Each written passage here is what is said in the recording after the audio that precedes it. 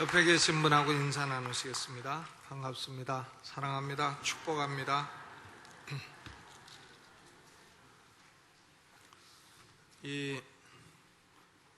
아프가니스탄의 탈레반이 우리 샘물교회 성도들을 18명 잡았다고 했는데 5명이 더 추가돼가지고 23명을 인질로 잡았습니다.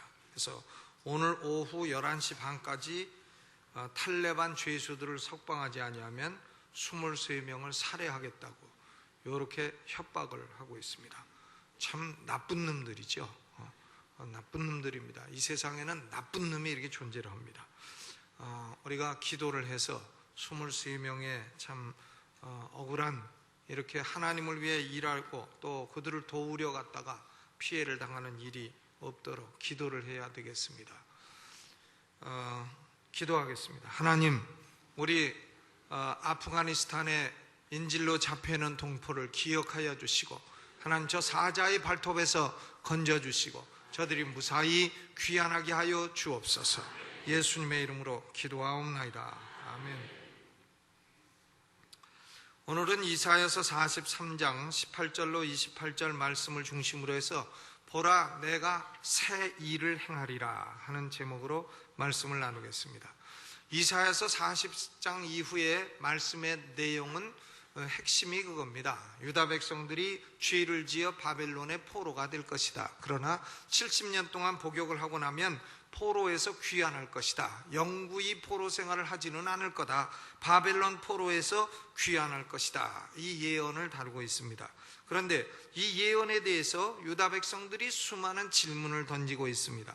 이사야서 43장에 유다 백성들이 던지는 질문은 이것입니다. 하나님, 바벨론에서 예루살렘으로 돌아오려면 광야도 있고 사막도 있는데 그 어려운 길을 어떻게 통과해서 오겠습니까? 그것이 얼마나 힘들고 어려운 일이겠습니까? 그것이 도대체 가능한 일이겠습니까? 이 질문에 대해서 하나님의 대답이 오늘 본문 19절 20절이에요. 보라 내가 새 일을 행하리니 이제 나타낼 것이라 너희가 그것을 알지 못하느냐. 정령이 내가 광야의 길과 사막의 강을 내리니 장차 들짐승 곧 시랑과 및 타조도 나를 존경할 것은 내가 광야의 물들을 사막의 강들을 내어 내 백성 나의 택한 자로 마시게 할 것임이니라 그랬습니다.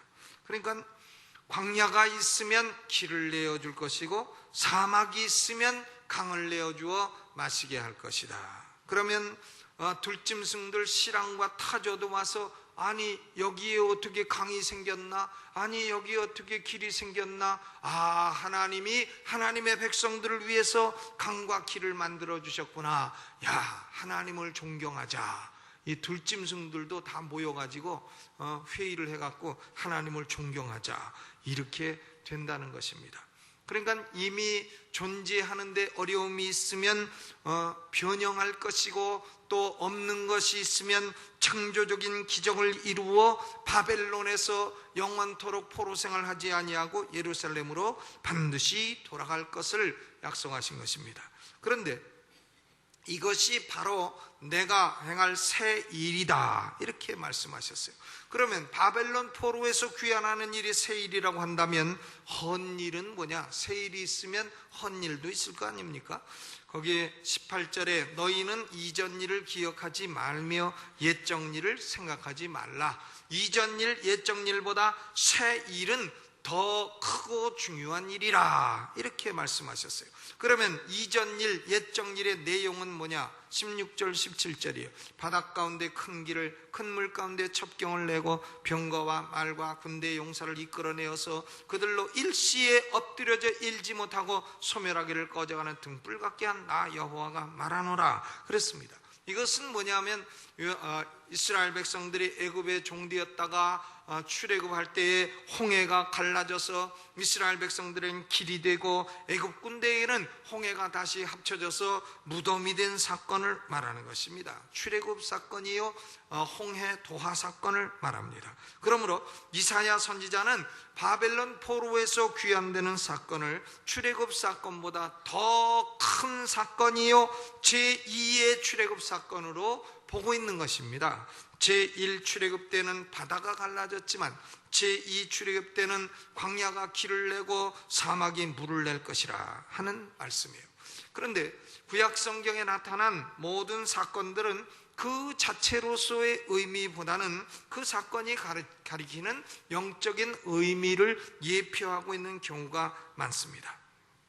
이사야 선지자가 말하는 새 일의 1차적인 의미가 바벨론 포로에서의 귀환이라고 한다면 이 일이 가리키는 보다 깊은 영적인 의미는 뭐냐? 그 설명이 22절로부터 28절까지입니다. 그런데 그 가운데서 가장 중요한 핵심이 25절이에요. 25절을 같이 읽어봅니다. 시작. 곧 나는 나를 위하여 내 허물을 도말하는 자니 내 죄를 기억지 아니하리라 그랬습니다. 그러니까 바벨론에 포로되어 있는 것은 죄의 얽매인 고통의 삶이요, 포로에서 귀환하는 것은 죄사함의 축복을 의미한다는 것입니다. 홍해를 건넌 제1 출애굽 사건의 도구는 모세였습니다. 그런데 바벨론 포로에서 해방된 제2 출애굽 사건의 도구는 페르시아 왕 고레스였습니다. 그러나 죄를 도말하시고 기억지 아니하시는 새 일의 도구는 바로 여호와의 종이신 메시아이신 것입니다. 그래서 이사야서 43장 이후는 계속해서 메시아에 관해서 예언을 하고 있는 것입니다. 유다 백성, 하나님의 택하신 백성들이 왜 죄사함을 받아야 되느냐? 죄사함을 받아야 될 이유가 뭐냐? 죄가 많기 때문이죠. 죄가 있으니까 죄사함을 받지, 죄가 없으면 왜 죄사함을 받겠어요? 여기 오늘 본문 22절로 24절까지는 유다 백성의 죄를 열거하고 있습니다. 첫째는 22절 전반에 그러나 야곱아 너는 나를 부르지 아니하였다. 기도하지 않은 죄입니다. 기도 생활의 실패를 의미합니다. 야곱아 너는 나를 부르지 아니하였다. 유다 백성의 조상은 야곱이죠. 사기꾼입니다. 찬탈자예요. 형의 축복을 빼앗았고 아버지를 속였습니다. 그런데 야곱은 형 에서가 죽이겠다고 400명의 군인을 이끌고 쫓아올 때에 야복 강가에 무릎을 꿇고 기도했습니다. 환도뼈가 부러지도록 기도를 했어요. 그래서 하나님께서 에서의 진노에서 건져주시고 야곱은 그 이후로 계속해서 번창하는 삶을 살게 된 것입니다. 그러니까 너희 조상 야곱은 기도 대장인데 너희는 기도 생활에 실패하였다. 그것이 너희에게 죄다. 이걸 말씀하시죠. 그 다음 22절 후반에 보니까 이스라엘아 너는 나를 괴로워하였다. You are tired of me. 네가 나를 지겨워하였다. 내가 나를 지루해하였다. 그 말이죠. 하나님께 예배드리는 예배를 지루해하고 지겨워하고 이것입니다. 예배 생활의 실패를 의미합니다. 여러분, 우리 성도들은 예배에 성공하면 인생에 성공하고 예배에 실패하면 인생에 실패합니다. 불신자들은 예배와 상관이 없어요. 그러나 성도들의 성공 실패의 이 관건은 예배에 있는 겁니다. 예배에 성공하는 사람은 형통합니다. 예배를 소홀히 여기고 우습게 여기는 사람은 실패하는 것이에요. 그런데 이스라엘 백성들, 유다 백성들은 예배 생활에 실패했습니다. 오늘날도 우리 성도들에게 예배에는 난치병이 몇 가지 있다고 합니다. 첫째 난치병은 습관성 지각증, 늘 5분 늦게 오는 거죠. 늘 5분 늦게. 그 다음 두 번째는 습관성 졸음증, 설교만 시작되면 동으로 서로 노젓기 시작하는 사람, 늘 조는 사람. 또 세 번째는 습관성 재발저림증, 재발이 저려. 왜 목사님이 내 얘기만 하느냐, 내 얘기 누가 일러줬느냐. 또 네 번째는 습관성 삐딱증, 모든 말씀을 삐딱하게 생각해. 저것도 오늘 누구 치려고 하는 거 아니냐. 아니죠. 42장 했으니까 43장 할 뿐이에요. 그런데 삐딱하게 생각해 누굴 또 치느냐. 아니죠. 치지 않죠. 하나님의 말씀을 그대로 증거하는 것뿐입니다. 또 어떤 사람은 습관성 축도 기피증, 축도도 끝나기 전에 슬그머니 나가서 먼저 차를 빼려고 하는 사람, 축도 안 끝나면 예배 안 끝난 건데 먼저 나가는 사람, 이런 예배에 난치병이 몇 가지 있다고 합니다. 여러분, 하나님의 백성들은 기도 안 하는 것도 죄고요, 예배 생활에 실패하는 것도 죄입니다. 그런데 23절 24절에 보면 헌신 생활의 실패를 말하고 있어요. 내 번제의 양을 내게로 가져오지 아니하였고 내 제물로 나를 공경하지 아니하였느니라. 나는 예물로 인하여 너를 수고롭게 아니하였고 유향으로 인하여 너를 괴롭게 아니하였거늘 너는 나를 위하여 돈으로 향품을 사지 아니하며 희생의 기름으로 나를 흡족게 아니했다. 하나님 앞에 번제 양도 안 드리고 제물로 공경하지도 않고 향품도 안 사고 기름으로 흡족게도 아니했다. 헌신 생활의 실패를 의미한 것입니다. 그런데 이스라엘 백성들은요, 사실은 제사는 부지런히 드렸어요. 양도 많이 가져오고 염소도 가져오고 뭐 다 가져왔습니다. 그런데 왜 하나님 우리가 양을 안 가져왔다 하십니까? 요렇게 따져요. 말라기서에 가면 그렇게 따지는 게 나옵니다. 그때에 하나님의 대답이 있습니다. 야, 내가 멀쩡한 거 가져오라 그랬지 눈먼 거, 병든 거, 저는 거, 몹쓸 거 가져오라 그랬느냐? 너희 총독에게 그런 걸 가져가면 그걸 뇌물이라고 받겠느냐? 하물며 내게 그런 걸 가져와서 나를 공경한다 하느냐? 그것이 가져오는 것이냐? 그것이 나를 흡족게 하는 것이겠느냐?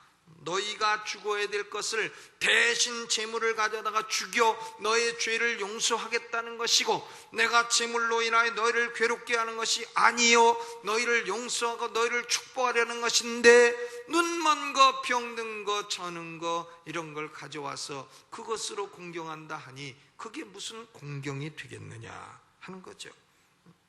우리가 하나님께 헌금을 드리고 헌신하는 것도 중요합니다만은 어떤 마음으로 드리냐가 중요합니다. 하나님을 공경하는 마음, 하나님을 흡족게 하려는 마음이 중요한 것이에요. 그런데 유다 백성들은 하나님을 업신여겼습니다. 여러분, 하나님을 업신여기지 마세요. 하나님은 우리의 업신여김을 당할 뿐이 아닙니다. 이것이 유다의 죄입니다. 헌신 생활에 실패하는 것. 네 번째는 24절 후반이죠. 내 죄짐으로 나를 수고롭게 하며 내 죄악으로 나를 괴롭게 하였느니라. 경건 생활의 실패입니다. 하나님의 거룩한 명령을 업수히 여기고 다 명령을 위반하는 것입니다. 경건 생활의 실패죠. 죄악과 죄짐으로 하나님을 괴롭게 하였다.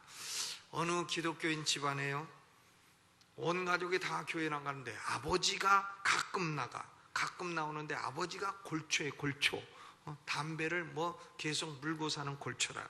그러니까 온 가족이 우리 아버지 담배를 끊게 하여 주시옵소서, 건강도 문제고 신앙도 문제고 하니 담배를 끊게 하여 주옵소서.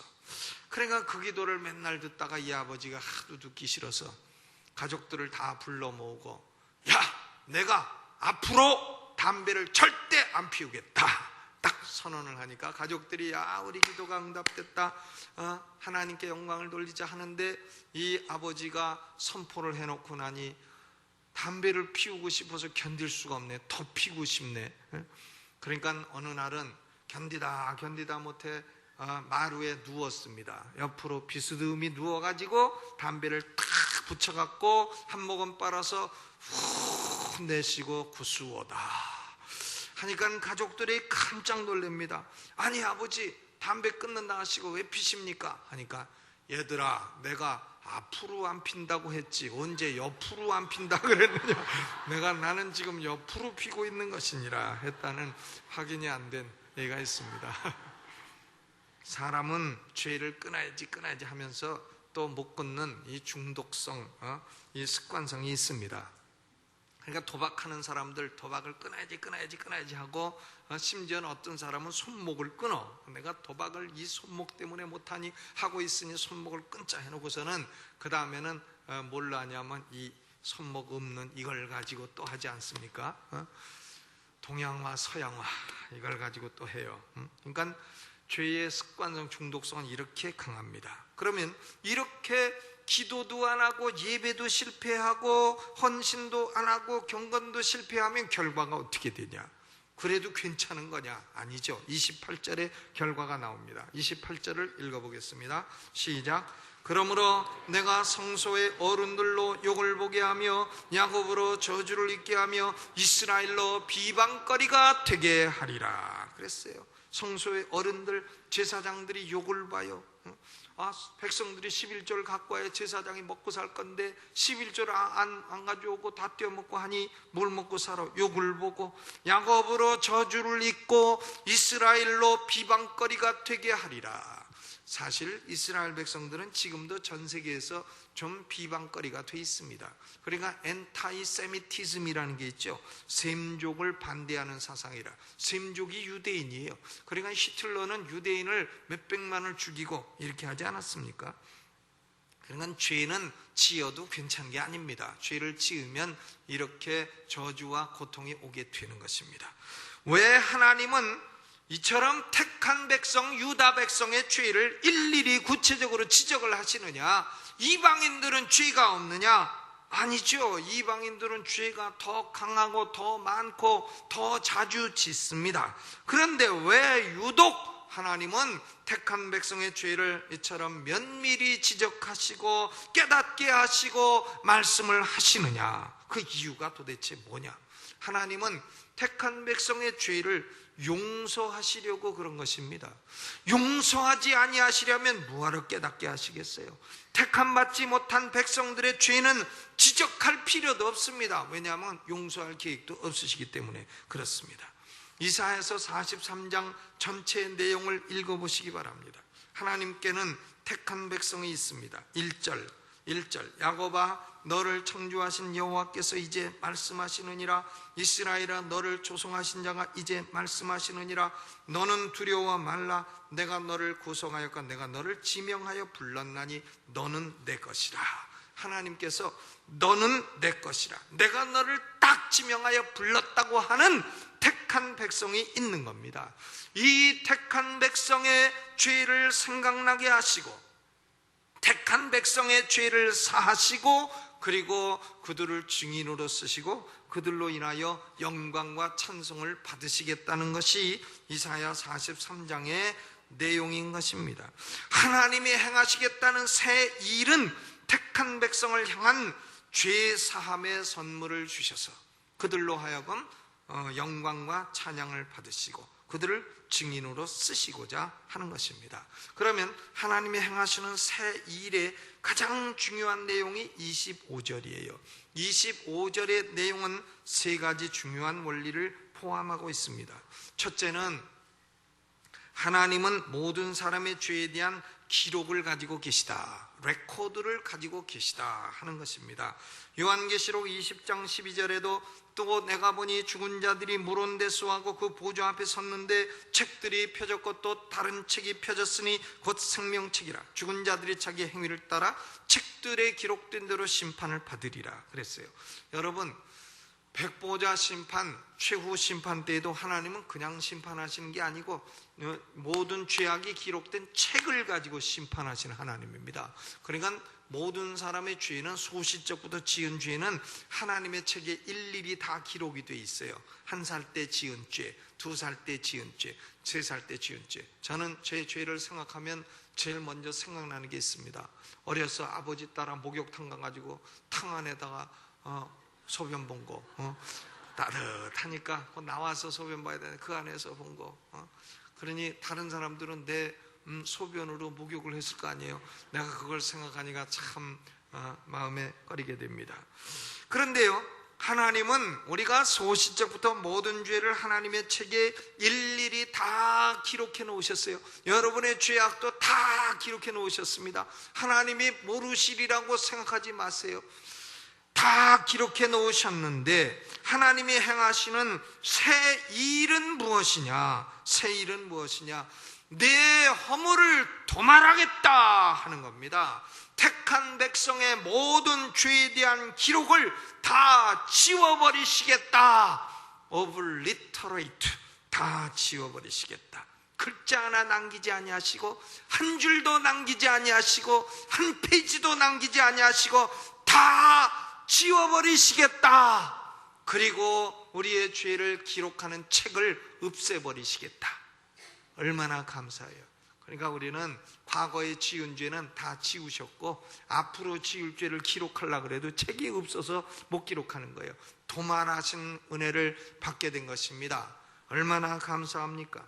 골로새서 2장 14절에도 우리를 거스리고 우리를 대적하는 의문에 쓴 증서를 도말하시고 제하여 버리사 십자가에 못 박으셨다 그랬습니다. 아니, 우리의 죄에 대한 기록이 어떻게 그렇게 사라졌습니까? 옛날에는 보면 사람이 범죄하면요 전과자가 됐어요. 전과자가 된다는 얘기는 전과 기록이 올라갔다는 얘기예요. 그런데 가끔 대통령이 취임하면은 대사라는 걸 행합니다. 그래가지고는 전과 기록을 싹 지워줘요. 교통 위반한 거 이런 거 싹 지워줍니다. 그럼 얼마나 감사합니까? 기록이 지워졌으니까. 여러분, 우리 죄는 어떻게 그 기록이 지워졌습니까? 바로 예수 그리스도의 보혈로 지워진 줄로 믿으시기를 주의 이름으로 축원합니다. 예수 그리스도를 믿는 사람에게 십자가에 흘리신 보혈이 우리 죄에 대한 기록을 모두 도말하시는 것입니다. 얼마나 감사해요. 원본이 사라졌어요. 지워지고 없어졌습니다. 그런데요, 이것을 제록스 복사를 딱 해가지고 사본을 가지고 있는 놈이 있습니다. 나쁜 놈. 이름은 뭐냐? 마귀죠. 마귀가 그 사본을 제록스 복사를 해가지고는 우리를 공격을 합니다. 야, 네가 예수 믿는다고? 너 간음했지? 너 도적질했지? 너 죄진 거 다 알아. 그런데 내가, 그런 죄가 있는 내가 어떻게 천국을 가겠다고 하겠느냐? 천국은 어림도 없다 하고 마귀가 사본 가지고 와서 우리를 송사합니다. 그럼 어떡합니까? 여러분은 어떻게 하겠어요? 사단아 물러가라.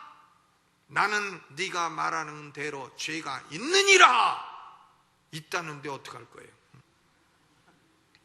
그러나 내 죄를 기록한 하나님의 원본은 이미 도말되었느니라. 너는 사본 갖고 까불지 마라. 사본은 아무 쓸모가 없는 것이니라. 까불지 마라. 1. 가스 조심, 2. 불 조심, 3. 지포 조심, 4. 마누라 어디 갔는지 묻지 말고, 5. 배고프면 라면 끓여 먹어라. 줄여서 까불지 마라. 까불지 마라. 마귀야. 왜? 우리의 죄를 기록한 원본은 어디 갔다고요? 도말된 줄로 믿으시기를 주의 이름으로 축원합니다. 도말된 것이요, 이것이 하나님이 행하시는 새 일입니다. 우리 주먹 딱 내고, 내 죄에 대한 기록은 도말되었다. 아멘. 그런데요, 여러분이 또 스스로 생각나. 그래, 내가 옛날에 참 죄지었지. 내가 옛날에 내가 간음했지. 내가 옛날에 애 띄었지. 나는 왜 이렇게 죄가 많은가. 하나님도 도말하신 그것을 다시 꾸집어내 갖고 괴로워하지 마시기를 주의 이름으로 축원합니다. 그것은 마귀가 사본 갖고 와서 자꾸 우리를 미혹하는 것이에요. 거기 넘어가지 마시고 5글자 뭐라고요? 까불지 마라. 물리치세요. 두 번째로 25절에 나타난 진리는 하나님은 모든 사람의 죄에 대한 기억을 가지고 계시다 하는 진리예요. 메모리, 기억을 가지고 계시다. 예레미야서 14장 10절에도 나 여호와가 그들을 받지 아니하고 이제 그들의 죄를 기억하고 그 죄를 벌하리라. 죄를 기억하고 벌하리라. 하나님은 죄를 기억하고 벌하시는 하나님이십니다. 그런데 하나님이 행하시는 새 일은 무엇입니까? 내 죄를 기억지 아니하리라. 히브리서 8장 12절에도 내가 저희 불의를 긍휼히 여기고 저희 죄를 다시 기억지 아니하리라 말씀하셨어요. 여러분, 하나님이여 우리 죄에 대한 원본은 싹 도말해 놓으시고, 야, 그거 원본 없다가 내가 모를 줄 아냐, 내 머릿속에는 다 있다 이러면 무슨 소용이 있어요? 내가 다 기억하고 있다 그럼 무슨 소용이 있어요? 그런데 하나님은 글로 기록된 원본도 도말하시고 하나님의 머릿속에 있는 기록도 다, 기억도 지워버리셨다 하는 것입니다. 얼마나 감사해요. 하나님도 잊어버린 것을 여러분이 자꾸 꺼내어서 반추하고 기억하지 마시기를 주의 이름으로 축원합니다. 복음은 그거예요. 예수 믿으면 우리 죄가 도말되고 하나님이 우리 죄를 다 잊으시고 기억지도 아니하신다. 우리의 과거의 죄악도 그렇고 현재의 죄악도 그렇고 미래의 죄악도 그렇다는 것입니다. 미래의 죄악까지도 다 도말하셨다는 것이에요. 그러므로 이것이 복음이에요. 로마서 8장에서 사도 바울이 강조한 게 그겁니다. 누가 하나님의 택하신 자를 대적하리요? 누가 하나님이 의롭다 하신 자를 송사하리요? 누가 하나님이 사랑하시고 택하시고 부르시는 자를 정죄하리요? 하나님의 사랑에서 끊을 자가 없으리라. 현재일이나 장래일이나 높음이나 깊음이나 다른 아무 피조물도 하나님의 사랑에서 끊을 자가 없으리라 하신 것입니다. 여러분, 하나님은 우리 죄를 도말하셨어요. 또 우리 죄를 기억지 아니하셨습니다. 누구에게? 하나님의 택함을 받고 그 은혜를 입어 예수 그리스도를 구주로 믿는 사람에게 주신 축복인 것입니다. 그러면 셋째로, 하나님은 왜 이런 새 일을 행하셨느냐? 하나님이 행하시는 이 일을 행하시는 원인이 뭐냐? 25절 전반에 보니까 나는 나를 위하여 내 허물을 도말하는 자라 그랬어요. 나는 나를 위하여 내 허물을 도말하는 자라. 하나님께서 우리를 사하시고 새 일을 행하시는 근본 원인은 하나님의 영광을 위해서인 것입니다. 그것이 21절에 나타나 있어요. 21절을 같이 읽습니다. 시작. 이 백성은 내가 나를 위하여 지었나니 나의 찬송을 부르게 하려 함이니라. 또 7절도 읽습니다. 7절 시작. 무릇 내 이름으로 일컫는 자 곧 내가 내 영광을 위하여 창조한 자를 오게 하라. 그들을 내가 지었고 만들었느니라. 또 10절도 읽어보죠. 시작. 나 여호와가 말하노라. 너희는 나의 증인 나의 종으로 택함을 입었나니 이는 너희로 나를 알고 믿으며 내가 그인 줄 깨닫게 하려 함이니라 그랬습니다. 하나님이 왜 택한 백성의 죄를 사하시느냐? 그것은요, 우리의 영광과 우리의 존귀를 위한 게 아니에요. 하나님의 영광과 하나님이 찬송을 받으시고 또 우리로 하여금 하나님의 증인으로 살도록 하기 위한 것입니다. 하나님이 우리를 창조하신 목적도 하나님의 영광을 위한 것이요, 하나님이 우리를 구원하신 목적도 하나님의 영광을 위한 것이요, 또 하나님의 찬송을 위한 것이요, 하나님의 이름을 증거하는 증인으로 살도록 하기 위함입니다. 그러므로 우리는 우리 자신의 영광을 위해서 구원받은 것이 아니라는 것을 먼저 깨달아야 될 것입니다. 그러면 하나님이 이기적이 아니냐? 아니죠. 그것이 본래 목적이에요. 본래 목적대로 살아야 우리도 축복된 것이다, 그 말입니다. 본래 목적을 저버리면 우리가 축복되지 못한 것이다, 그 말이에요. 예를 들어서 사람이 시계를 만들었습니다. 왜? 사람이 시간을 보려고. 12시 22분. 그런데 이 시계가 나는 사람이 싫어 이러고서 돼지 발가락에 껴있다. 그러면 돼지가 이 시계를 봐서 알 게 뭡니까? 이 바늘은 왜 가는 거 쓸데없이, 밥도 안 되는 게, 영양가도 안 되는 게 왜 내 발에 걸려 있는 거 할 것이 아닙니까? 그러므로 모든 피조물은 지으신 하나님과 관계를 맺지 않고서는 존재 목적을 알 수가 없습니다. 우리 인간은 하나님이 지으셨고 하나님이 영광을 받으시고자 하는 목적으로 지으신 것이, 그 목적을 따라 살 때에 우리에게도 축복이 되고 은혜가 되고 우리에게 영원토록 하나님의 축복과 은총이 임하게 되는 것입니다. 사도 바울도 빌립보서 1장 11절에 빌립보 교인들을 위해 이렇게 기도했어요. 예수 그리스도로 말미암아 의의 열매가 가득하여 하나님의 영광과 찬송이 되게 하시기를 구하노라 그랬어요. 성도는 하나님의 영광이 되고 찬송이 되고 하나님의 이름을 증거하는 증인의 삶을 살도록 하기 위해서 하나님이 우리에게 죄사함의 새 일을 주신 것입니다. 이제 결론을 맺겠는데요, 그러면 우리 인간에게 가장 중요한 질문은 뭐냐 하면, 이 죄사함과 새 일의 축복은 택한 백성에게만 주시는 겁니다. 택하지 않은 백성에게는 안 주시는 것이에요. 고로 우리는 내가 하나님의 택한 백성이냐 아니냐, 이 질문이 결정적으로 중요한 것입니다. 택함 받지 않은 사람은요, 예수 그리스도에 대해 관심이 없어요. 성경 얘기하면 관심도 없습니다. 하나님 얘기하고 교회 얘기하면 관심도 없고 가려고 하지도 아니하고 흥미도 없고 그런 얘기 하지 말라고 하고, 왜 쓸데없이 예수 믿는 사람들이 아프가니스탄에 가서 말썽을 일으키냐 하고 요런 얘기만 합니다. 그런데 하나님의 택한 백성은 자신의 죄를 깨닫고, 아이고 내가 죄를 지어서 양심이 괴롭구나, 내 죄는 어떻게 하면 용서함을 받는고, 예수님이 내 죄를 위해 십자가에 죽으셨구나, 피 흘리셨구나, 예수 믿으면 죄 사함 받는다 하셨으니 예수여 나도 예수님을 구주로 믿겠나이다, 이렇게 믿음과 관심을 갖게 되는 것이에요. 그래서 내가 어떻게 하면 예수 믿어 죄 사함을 받았으니 이제 어떻게 하면 하나님의 영광을 위해 살게 될 것인가, 내가 어떻게 하면 하나님의 찬송이 되고 하나님의 증인된 삶을 살게 될 것인가, 이것을 생각하게 되는 겁니다. 그것이 택한 백성이 된 증거예요. 여러분, 예수님을 구주로 믿으십니까?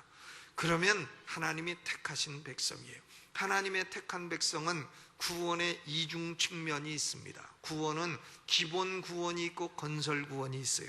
기본 구원이란 뭐냐면 예수를 구주로 믿어서 우리 죄가 도말되고 하나님이 기억지 아니하심으로 죄에 대한 심판이 면제되고 고로 언제 죽어도 천국 가는 것을 의미하는 것입니다. 기본 구원은 천국이냐 지옥이냐를 결정해 주는 거예요. 예수 믿는 사람은 기본 구원을 받은 겁니다. 죄가 도말된 겁니다. 하나님이 기억지 아니하시는 것입니다. 기본 구원을 받은 겁니다. 기본 구원의 확신을 가지고 살아가시기를 주의 이름으로 축원합니다. 그런데 구원은 기본 구원으로 끝나지를 않습니다. 기본 구원을 받은 사람은 그 위에다가 건설을 해나가야 돼요. 금이나 은이나 보석으로 건설을 해나가야 됩니다. 이게 건설 구원이에요. 그러니까 예수 믿고 선한 열매를 맺고 예수 믿고 죄를 안 짓고 사는 것은 건설을 해나가는 겁니다. 이 건설을 얼마만큼 했느냐에 따라서 천국에서 영원한 상급이 결정되는 것입니다. 여러분, 예수 믿고 얼마나 건설을 하셨어요? 예수 믿고 죄를 지으십니까? 죄를 지어도 우리는 지옥은 안 가요. 지옥 가긴 다 틀렸어요. 사도 베드로가 예수님이 발을 씻기시겠다 하니까 나 내 발은 씻기지 마시오. 그러니까 예수님이 너는 그러면 나하고 상관없다 하니까 베드로가 나를 목욕까지 시켜주시오 예수님.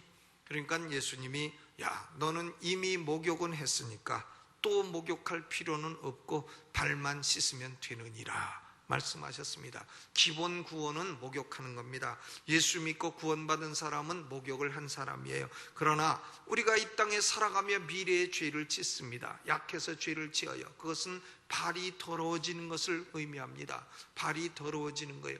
여러분, 목욕한 사람은 발을 더럽게 살지 마시고 늘 매일매일 발을 씻어 정결하게 사시기를 주의 이름으로 축원합니다. 발을 깨끗하게 해서 그래서 선한 열매를 쌓아가야 되는 것입니다. 발도 안 씻고 와가지고 침대에 들어가서 자고 이불 덮고 자고 비비고 그러면 침대가 얼마나 더러워져요. 그래서 머리를 이쪽에 두고 있을 때 냄새 안 나지만 한번 돌려서 저쪽으로 가면 발 비빈 냄새가 나서 그 침대에서 잠 못 잡니다. 그러니까 발은 씻는 게 좋은 것입니다. 여러분, 우리가 미래에 약해서 죄를 지은 걸 내가 지옥 가면 어떡하나, 이런 걱정은 하지 마세요. 왜? 우리는 기본 구원은 받았기 때문인 것입니다. 아멘. 건설 구원에 발이 더러워지면 건설이 잘 안 되는 거예요. 발이 더러워지면 하나님의 상급이 없는 겁니다. 고로 날마다 발을 씻어 정결케 하고 그래서 하나님께 영광이 되고 하나님께 찬송이 되고 하나님의 거룩한 이름을 증거하는 증인된 삶을 사시기를 주님의 이름으로 축원합니다. 오늘 이 말씀 생각하면서 우리 두 손 들고 탈레반에 잡힌 우리 성도들도 건져주시고, 하나님, 우리가 그 기본 구원의 확신을 가지고 이제는 하나님의 영광과 찬송과 증인된 삶을 살게 하여 주옵소서. 두 손 들고 주의 이름 크게 한번 부르고 통성으로 기도합니다. 주여!